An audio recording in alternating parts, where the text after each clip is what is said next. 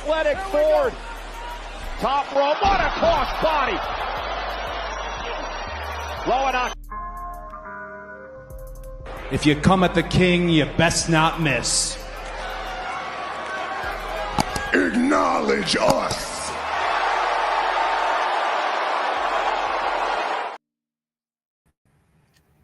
Hey.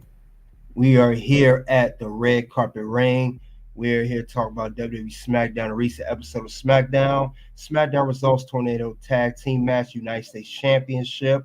We're here live, not just from YouTube, but Facebook and X as well. Get the likes of that shit coming to the ring. And of course, we got the bonus round. We're going to talk about how to book Nia Jax versus Bayley or Naomi for Bad Blood. However, we'll see how that goes for fantasy booking wise. But we're here. And before we get to the match card or anything else for that matter, it's a simple task that I ask you guys to do before we get into talking about this. Let's double tap that screen. And when we normally double tap screen, it goes a little something like this. Not real. Trust me. What? That doesn't do anything, man.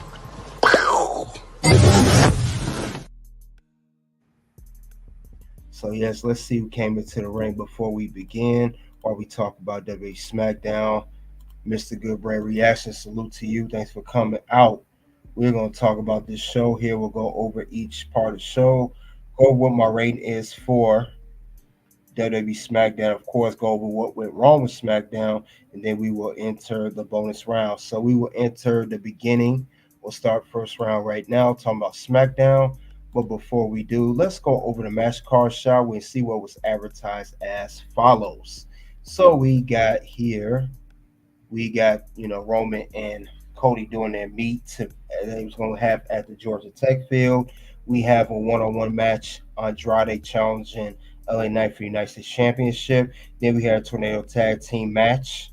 One of the top matches is Bayley and Naomi versus Nia Jax and Tiffany Stratton. The stipulation was if Naomi and Bayley were able to get a pinfall, whoever got the pinfall would be the next challenger for Nia Jax WWE Women's Championship at Bad Blood. However, if Nia or Tiffany got the pinfall on their side for their team, that means whoever got pinned between Naomi and Bayley would leave SmackDown to go to Raw or wherever they will go to. So that were the stipulations, but let's get into that. Let's talk about it. And of course, we'll talk about next week's match as well. Let's go over the beginning of the show, shall we? The first match on the card was LA Knight versus Andrade for the United States Championship. This was a good way to kick off SmackDown. First match on the card. LA Knight came out. He did his thing with the entrance and everything. But I noticed that, LA Knight had a lot of offense, but it was Andrade who took control of the match. It's like Andrade was hitting every move he could. He was doing moonsaults. He was having very good energy, keeping up LA Knight. He even had a near fall to some point. It looked like he was going to get the win and become the new United States champion. I like the moonsault that he did there. You see, and that's still there. And then we also saw how LA Knight had the elbow. And he even did another part where Andrade did a moonsault outside of the ring. But despite all his efforts, LA Knight came back. He hit the Blood Force Trauma, BFT for short, and he got the pinfall. And as we know, LA Knight is the winner, and he retained the United States Championship. So congratulations to LA Knight on retaining his title. So that was good to see. Good way to kick that off for SmackDown. But we'll go over another match in a second. Let's go over that. But this was a good match, good setup. I figured that Andrade would look like he could be a good challenger to LA Knight. But I knew some way that LA Knight was not going to lose like that. But definitely, this was a good way to kick off the show. And of course, you know how I applaud good matches here. Let's see how I applaud it. Yeet. So yes. Good effort by Andrade. And LA Knight, he was not going down without a fight. Now, who's next chance going to be are as follows. We'll see. But like I said, very, very good how they did things. They shut it down. Definitely did what they had to do as far as both men go. But let's go over another part of that. Let's see, got a comment here. Yes, yeet. We'll mention that again. Another yeet for that one. Yeet.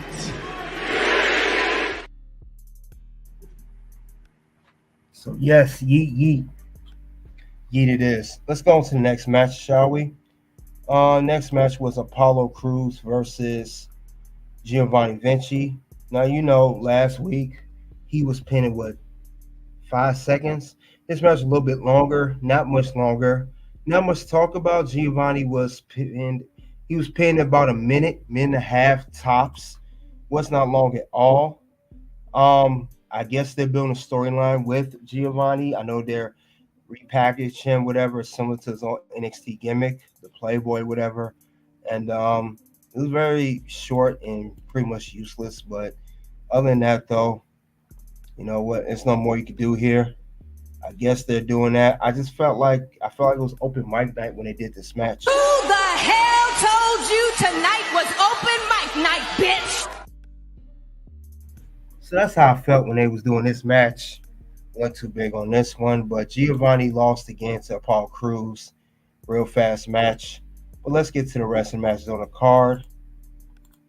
We got Tiffany Stratton and Nia Jax. They had a tag team against Bayley and Naomi. This was Tornado Tag Team match, as I mentioned earlier, the stipulation. This match here was solid. It was okay. Okay match, not bad. It seemed like it was. I didn't like the outfit that Nia had on. It's my opinion. I don't know what they was doing with her there. A little too much there. But anyway, I saw how Naomi and Bayley did very good teaming up. I know Tiffany hit that one spot where she was going to go off top rope, but she ended up getting Nia as Naomi moved out the way. Ouch. But other than that, though, it definitely showed that the good teamwork that Bayley and Naomi did. And I'm not surprised. They always know to have good teamwork together. They always know to do that. And also showed that, Tiffany immediately was going off with Bayley, and it was Naomi with Nia Jax mostly. But I know there was a point when Naomi had cost Bayley the win when she broke up a pin. I know Naomi wasn't going for that. That showed kind of tension there. If you look at one of the stills right there, that's when Naomi broke up a pin. But they still worked together. They still did what they had to do. But, they showed that both teams had communication issues. Tiffany and Nia Jax also had communication issues. Now, it seemed like Tiffany was knocked out. Remember, she went out the ring. Now when Tiffany was out the ring, they left Nia by herself. Nia, however, she did get some more drop on Bayley, I want to say. But, however, it was Naomi and Bayley that got the pinfall on her. As you can see, when they got the pinfall, it showed that both Naomi and Bayley, they both pinned Nia. And there was no decisive winner, but we do know that Nia got pinned the champion and she lost the match for her team. We do know that much. And they was going to discuss this later. And I know later on they did discuss this, however, that it would be decided that it would be Nick Aldis decided it would be a one-on-one match between Bayley and Naomi. Whoever wins will face Nia Jax at Bad Blood. So that was interesting to see. But that's how they're going to book that situation with that matchup. But like I said, it was like they was getting close at some points, but it ended up being both of them getting the pinfall. Very interesting to see from that angle. But it was something different. I knew that I didn't expect to see Naomi and Bayley losing. I didn't expect that part, but I did expect somehow the finish going to be where it will become a triple threat, but it's not even going to be that. It's just going to be 1-on-1. That's how they're booking this whole scenario with these two. So we're going to see how that goes. We'll see how that's going to go down as far as that goes, but it will be Bayley and Nia.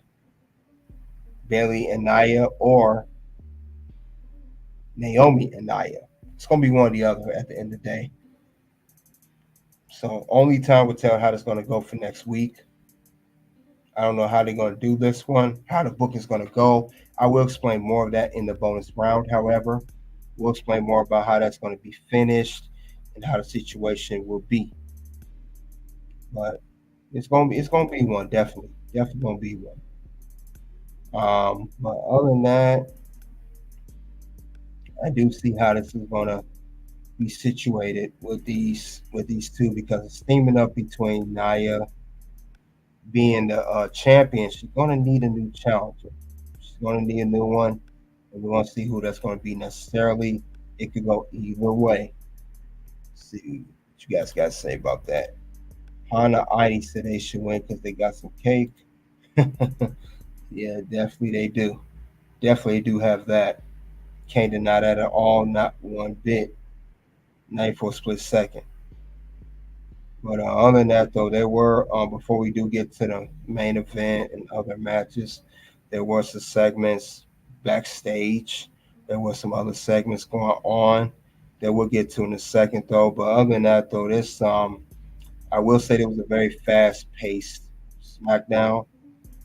And I know there have been rumors of they're supposed to go 3 hours, coming with when Netflix has Raw going on.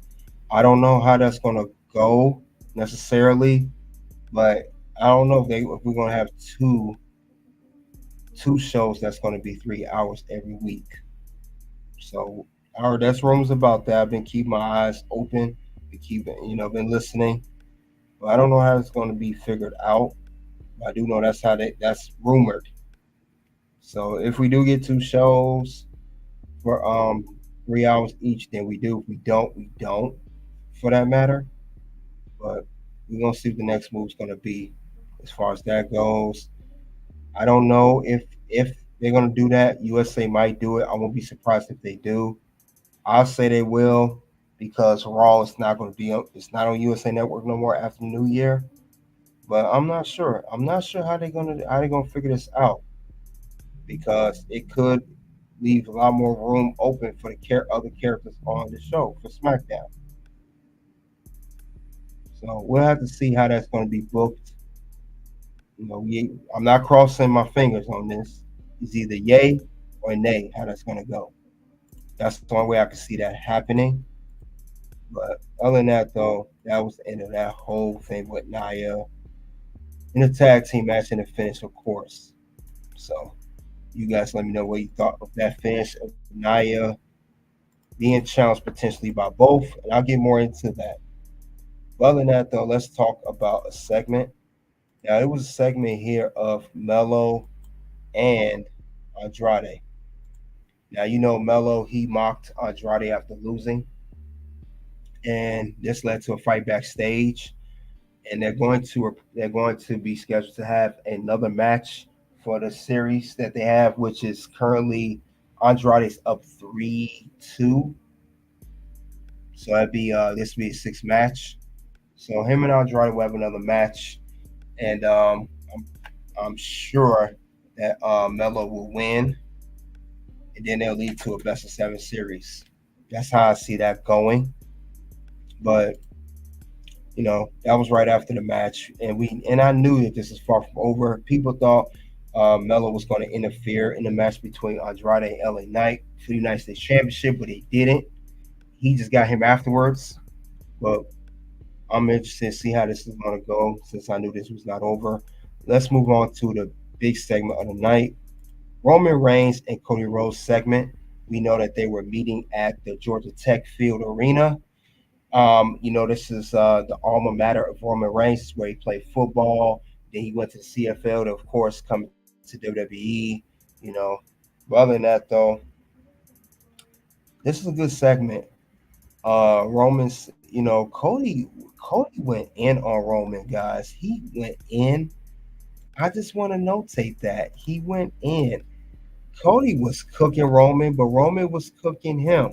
They both was getting each other. And I like the part where Cody said, if you remember, Cody referenced back. He referenced back to remember when he told him on Raw last year, he said, you're going to be a chief without no tribe. He said Jay will leave you, Solo will leave you, you'll have no wives, man, and nothing. He told me this was going to happen. And then, Rome was like, they took Jimmy from me, they took my wives, man, took my bloodline for the first time. I have nothing to lose. Make it seem like Roman Reigns is going to be indestructible because he lost it all and he has everything to gain. So nothing to lose, but everything to gain. And then, Roman was saying, this is my field, this is everything. But Cody said, this is my home. And Cody's referencing to him being from Atlanta, his roots, talking about his family wrestling. He referenced being down the street from this field, being close to this area, this part of Atlanta. And he says everything. And we know we're talking about Bad Blood being in Atlanta. But this was so much good cinema. This was pure cinema. I just want to highlight that pure cinema. This wasn't even wrestling no more. And this is what Triple H said a while back. This is not sports entertainment. Our wrestling's pure cinema, and that's exactly what it was. And Cody, he cooked. They both cooked. I mean, great job by both men. I mean, Cody, he went in as well. And I tell you what Cody was saying. He basically predicted the future. He said it. He said it time and time again. I told you he was going to lose everything. And then Cody said, I need your guarantee. Will you have my back? Coming for the tag team match of Bad Blood. He said, I'll have your back. But understand this, when it's all done, I'm taking back what's mine. He's representing the WWE Championship or Undisputed WWE Championship. And then I like how they got in the way of each other. He says, you're in my way. Then Cody moved. And then Roman said, no, you're in my way of life. In life. You're in my way in life. And that right there, this deserves a super chant, not just a yeet, a super chant. You guys know what I mean. Yeet, delete, yes, we believe in Joe Hendry. Suck it. Woo! What? Yeah. That's exactly how I felt when I saw this segment.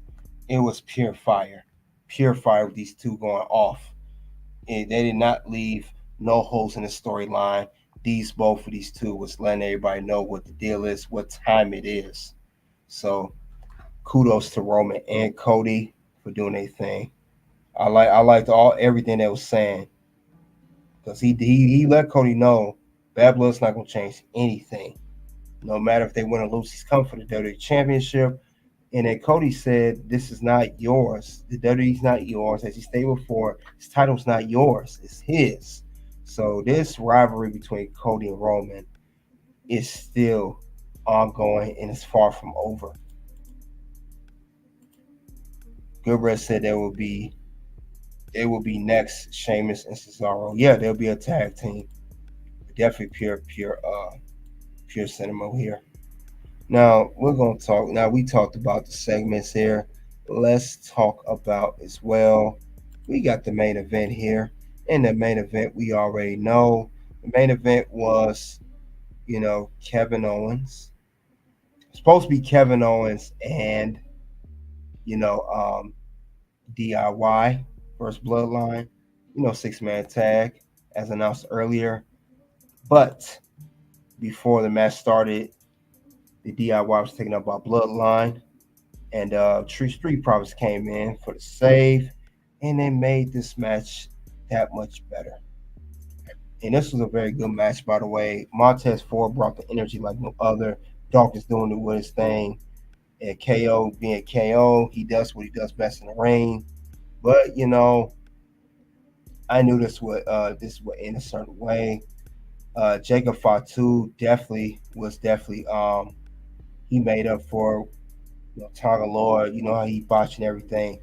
But long story short, the match ended no contest because the referee lost control as everyone, They broke out the brawl. DIY came back. They came back later on. Them boys was limping down, coming down the ring. They did the best they could. They came and attacked Bloodline. They helped KO the Profits, but they were taken out easy. And then Cody Rhodes, he came down. He brought a chair. He helped the Bloodline every way, best way possible, which he did. And that ended the way that ended. And I know, long story short, it was just a brawl with all teams going at it. Everybody was just going at it. Bloodline, they're coming for everything. Cody was coming. DIY was coming. Street Profits was coming. All of it at the end of the day. That's how it came down to. But other than that, though, these boys brought it. They brought it, period. And also, not just that, we are seeing a tease here. I think you guys know what I mean by that. We saw a little tease, and we know that KO, Mr. Kevin Owens, he's getting tired and fed up with the Bloodline. And we saw it once again, a tease of a heel turn, of what KO was going to do, as we thought he was going to do. But no, he didn't. Like he was going to hit Cody with a chair, but he didn't. And he ended up hugging Cody. But we saw the frustration there. No Randy Orton on Raw on SmackDown tonight. No Randy Orton. He was not on this episode. He's vacationing with his wife. He's on vacation actually. It reveals that online. But definitely there was no Randy Orton in sight.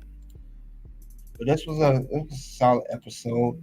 Like I said, that closed out SmackDown. And of course, we'll go over it. Like I said, great segments here. And we got to talk about, once again, the great segment of Roman and Cody. We got to talk about that. Kudos to those two again for doing what they do. So I got to give them credit once again. Great segment, great everything. This was the highlight of the night, was these two here. Definitely the highlight. And we have one more segment as well. And we also had a segment of Chelsea Gray making fun of Michin, sending that up too. That was a little quick segment backstage. But other than that, though, that was the end of SmackDown. So we went over everything. What is the rating of SmackDown? SmackDown, I give it a 3.5 out of 5. It was okay. It was okay episode. It wasn't a bad episode. It was solid. It was not bad. It wasn't the best either. I understand they build stuff up for Bad Blood, which is coming up next.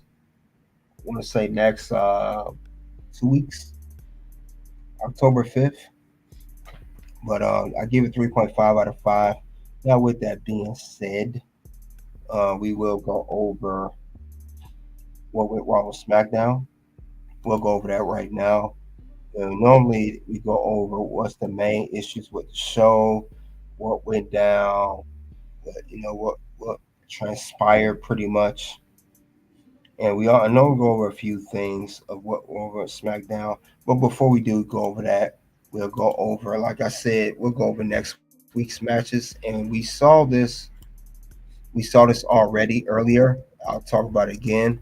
So next week's matches are as follows. Let's talk about that real quick. Now, this is Naomi and Bayley will go one-on-one. Whoever wins will get to face Nia Jax. And like I said, we have part 6, Andrade versus Carmelo. That will be for next week. I don't know what else they're going to advertise. I'm not sure. But I do know that they will have that going on. So we're going to see what the whole situation going to be as far as that goes with that match. I'm pretty sure this is what I want to say. Like I said, I got Carmelo winning. I don't see how Carmelo will lose. It don't make sense for him to lose. If they have him lose, it will be robbery. It really would be. But we'll see what's going on though. But I got Kevin Owens winning. Carmelo defeating Andrade. But let's go over what went wrong with SmackDown. Let's go over that. What were the issues I saw on SmackDown?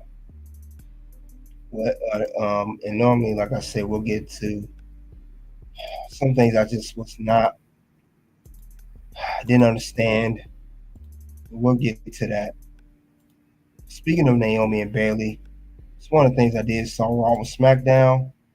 And the first thing I saw was Naomi boots were under the bottom of the rope, as you can see here. But the ref counted anyway. Technically, Naomi and Bayley did not win the match. It was just Bayley. That was, I guess, a botch by Naomi. Because if you think about it, they really didn't win that. Both of them really didn't win that match. It was just Bayley. Naomi, your fool's under a rope. That was counted. I don't know if the ref messed up, Naomi messed up, however that went. I do know that was a botch there clearly. Because you want to count like that, fool's under a rope. Should have had it under it. How can you pin someone if your foot's under the rope? So I thought that was a very big botch there. That was a fail. I don't know if anyone noticed that on SmackDown. I did not like that. I'm not. I just didn't like that at all. So I don't get that at all. But with that being said, we know what list that goes on. That goes on the list. What's gonna happen? No. Words? No. You just made the list. So that was a part I didn't like. So another thing, what also went wrong with SmackDown, Carmelo Andrade. Why they couldn't just win the best of 7 to begin with? Why did you guys have 7 for best of 5, and then Andrade going to face LA Knight for the United States title, only to bring it back to Carmelo and Andrade? Know that this was not over. I don't like the bouncing back and forth. I didn't think that made sense to me. I didn't understand it, didn't get it. Well, I did not like that at all. If you're going to have them wrestle each other series, start the series from bottom to top. Don't have no best of 5, then drift off, then go right back to it. That right there wasn't. I don't like how that was booked. And at least give Carmelo a chance to win a best out of 7 from the get-go. So that goes on the list automatically. What's gonna happen? No. Words? No. You just made the list. So that right there puts him on the list. Like I said, then you got Carmelo down 2-0 at first. Then he ties it 2-2. Then now Andrade wins 1. Like, continue the story from the beginning. Continue the story. Just continue it from the get-go. Do not have it, down like that at all. Don't do that. That's not a good way to set that up. So that right there I did not like. Let's go with another part I like on the show. I don't know about you guys, but I am tired of this Kevin Owens versus Bloodline issues. It's been 4 years now. He's been feuding with Roman ever since right after Roman won the title. And I'm talking about Universal Championship. Even before he merged that in the WWE Championship, he's been feuding with Bloodline for far too long. I don't know anybody in WWE that's been feuding with the Bloodline longer than Kevin Owens. Now, we could talk about how Randy Orton dealt with the Bloodline. We could talk about Drew McIntyre. We could talk about LA Knight. We could talk about Sami Zayn. We could talk about all of that. But this man literally feuded with Bloodline longer than anybody. He's done. I mean, he's feuded where him and Sami want to end the tag team run of the Usos.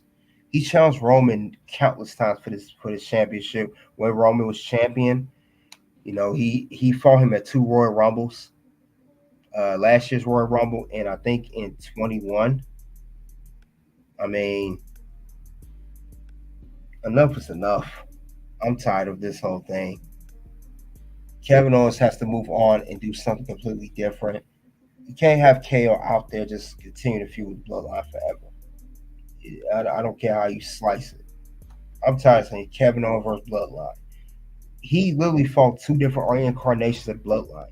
He fought the original Bloodline of Roman Reigns, Usos, then Roman Reigns, Usos, Solo. And now it's Solo, Tama Tonga, Tonga Loa, and Jacob Fatu. He's fought every incarnation of the Bloodline that you could think of. When are you going to let this man move on and do his own thing? So if he's gonna turn heel, you should. He's been going through this all along, and this definitely goes on the list. Without a shadow of a doubt, because this is too much. What's gonna happen? No. Words? No. You just made the list. I'm tired of this. Period. This really has to stop. We don't need to see this anymore. Like when KO does go heel, whatever he does, let this whole thing be over with the bloodline. Because clearly he has an issue bigger than the bloodline at this point. And he's gonna have his stories probably explain how he's been following bloodline by himself. No one really helped him. If they did help and they left, I know he's gonna probably mention Sami Zayn helped me. We did get tag team belts, but he went off to Raw and blah blah blah. He stayed on Raw when I came to SmackDown, came back to SmackDown. Then he's gonna mention Randy Orton and blah blah blah. Randy Orton helped him, but Randy Orton went away. Blah blah blah. Then Cody, he made me a chance for his belt. Then he went away. Blah blah blah. I already know how this is gonna go. I mark my words. That's what he's gonna explain whenever he does turn heel and cut that promo. At least that's how I would see it. So, but yeah, we are here with end of the bonus. The first round is done. We will enter bonus round soon. We were talking about SmackDown results, tornado tag match, United States Championship on the line. Then, of course, Roman and Cody. So we're going to talk about Bad Blood. We're going to end things here on Facebook. We'll continue on X. And we're going to start bonus round. Give me a couple moments, and we'll get that going. And let's get this started.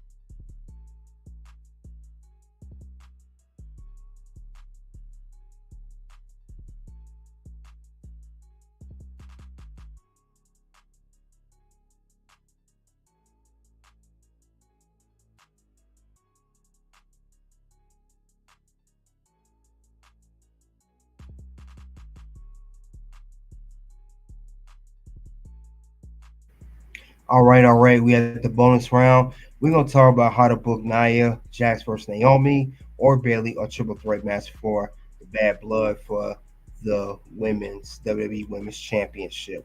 Now, before we do get into that, we're gonna start this shortly. One thing I need you guys to do, if you haven't already, let's go ahead and let's double tap that screen. Let's get that going before we do begin. Let's get that going for 1 second. So let's double tap that screen. Not real. Trust me. But that doesn't do anything, man.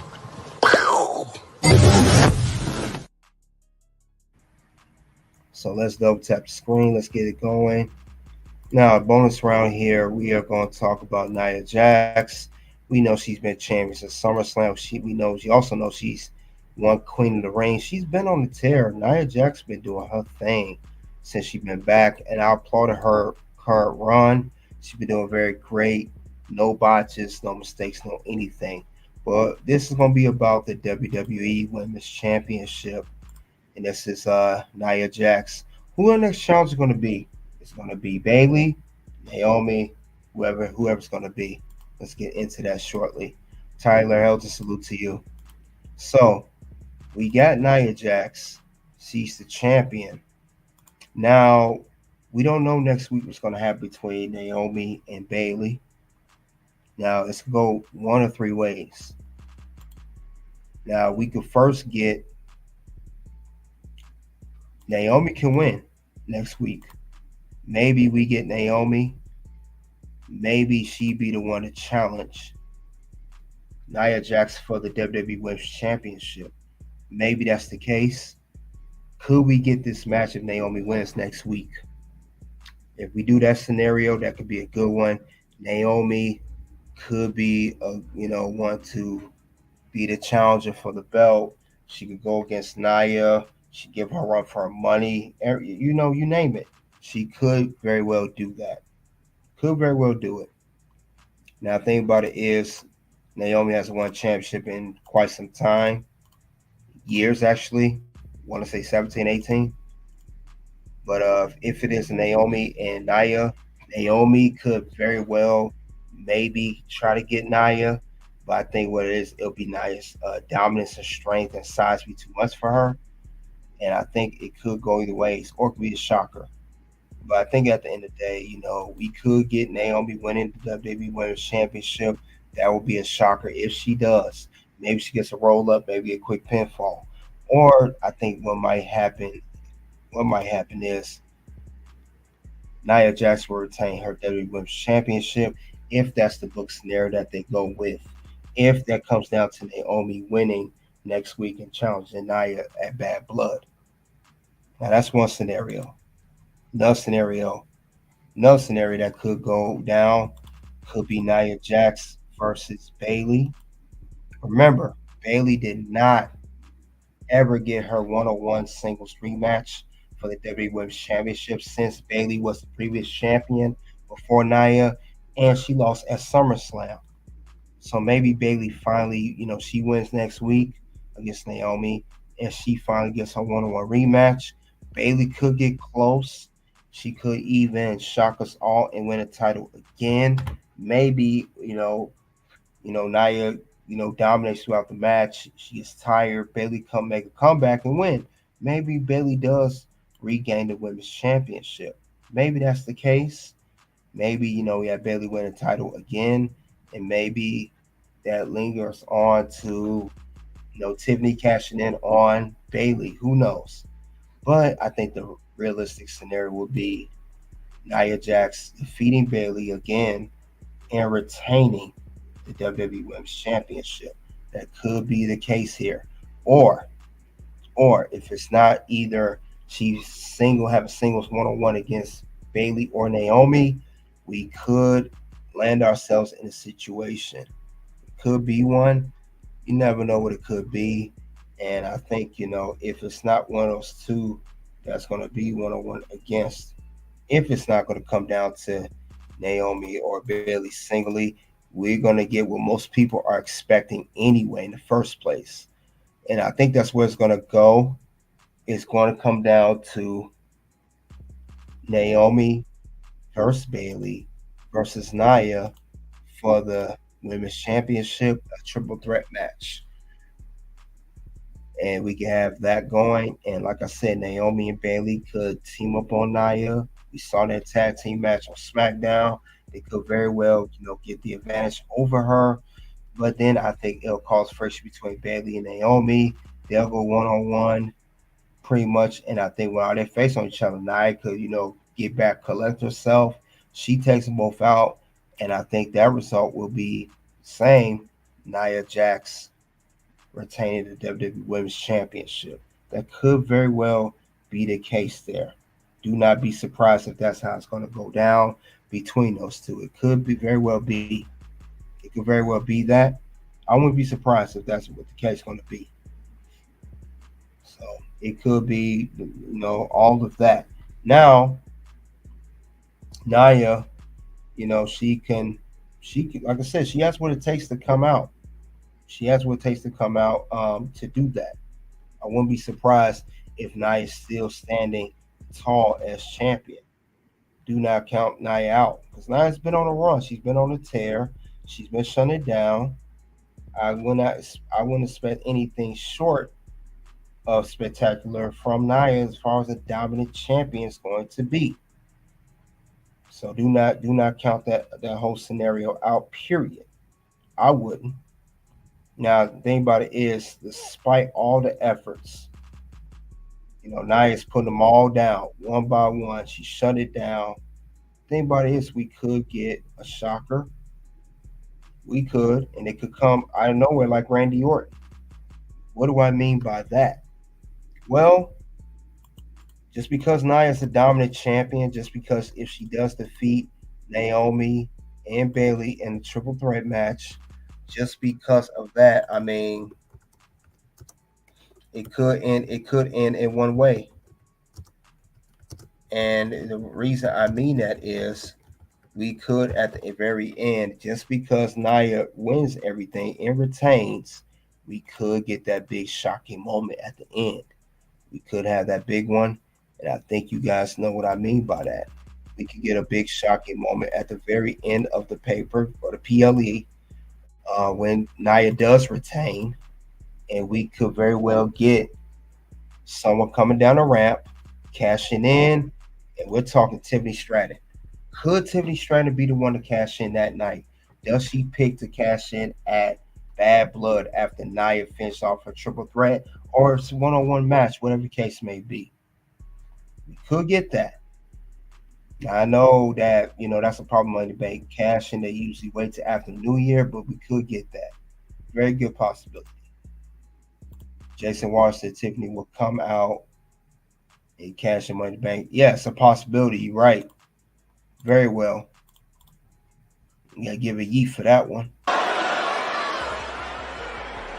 Yeet.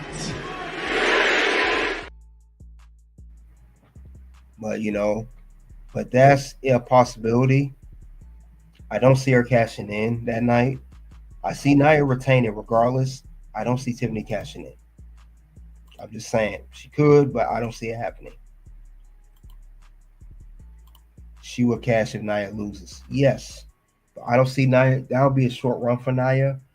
Nia having the belt for only 2 months. I don't think so. But I think she will lose at some point. Definitely time to put the women's title on someone else. Well, Nia's only been champion for she just won at SummerSlam. I don't think it'll be right now. Let's give Nia some time. She only had the belt since SummerSlam. Let's give her maybe to the end of the year or, early next year. Because we do know that Nia and Tiffany issues are going to steam up.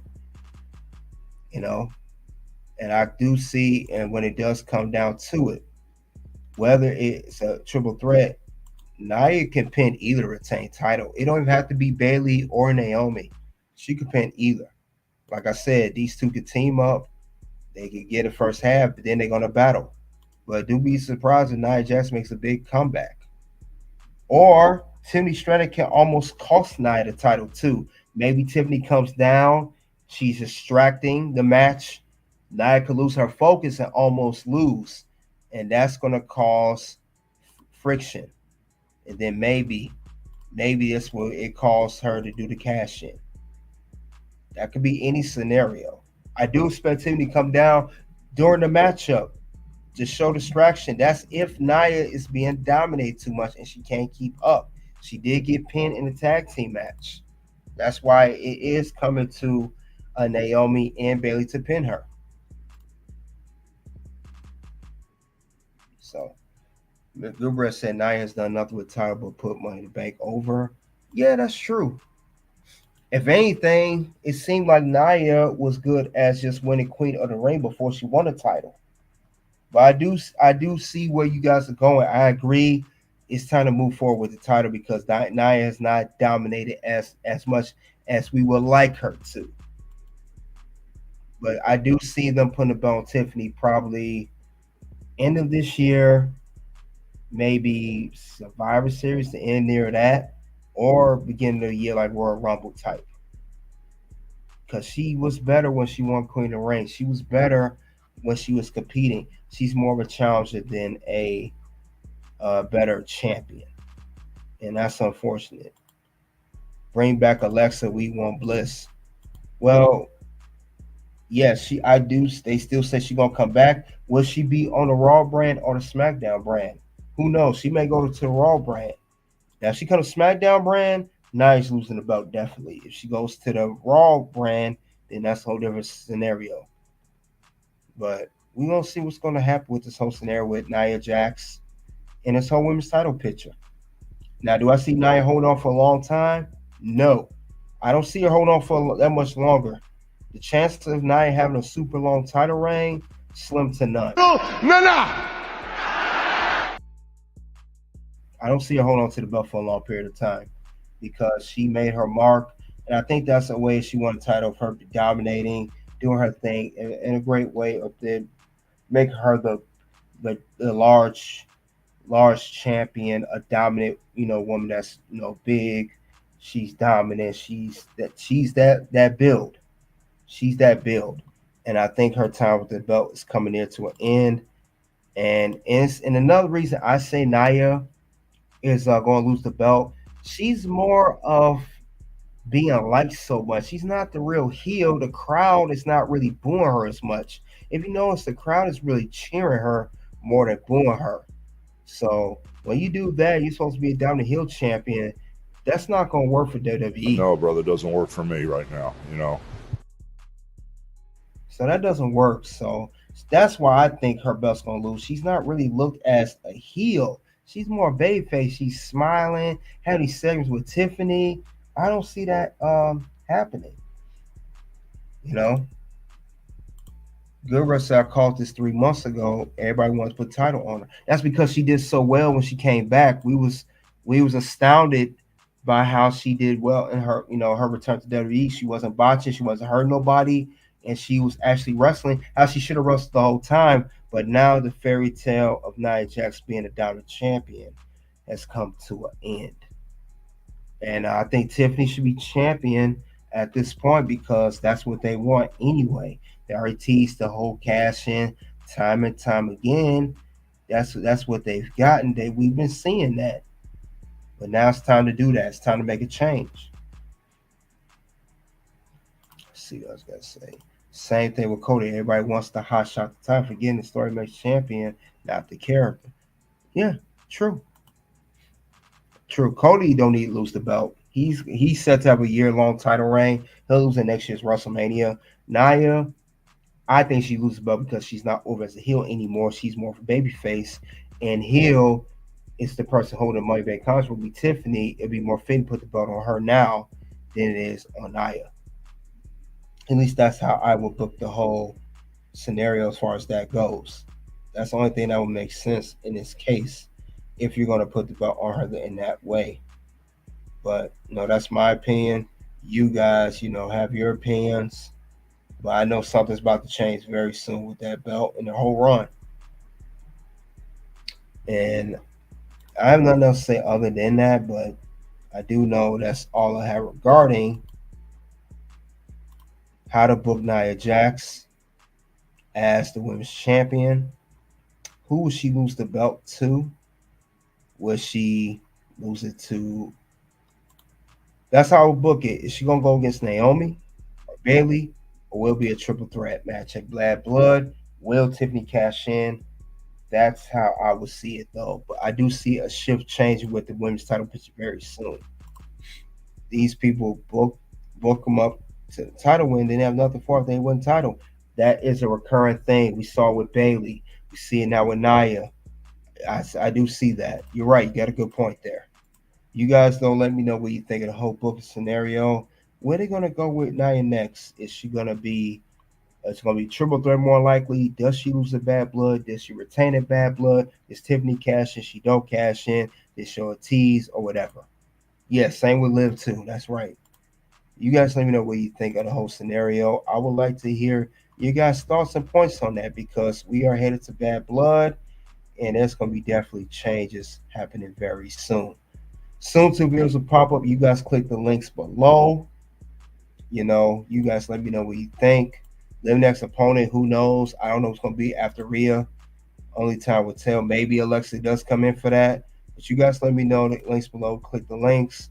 I'd like to hear your thoughts on it in live chat and comment section of revolving the whole Bad Blood women's title picture for the WWE women's title. Triple threat for Bad Blood. Nia losing or retaining. Does the cash in happen? I'd like to hear your thoughts on every scenario for that. You guys already know what it is at this point. It is OUNT. Do you define success? I think going to sleep every day a little wiser than when you woke up. I think I really lean into the purpose of earning every sunset because I realized I've cashed in like 1,000 lotto tickets and I need to earn that every day. I can't just rest on that. So I need to be better every day. And that could be like furthering my growth in a search for written wisdom or trying to learn piano or trying to be stronger or take care of my health or be a good husband.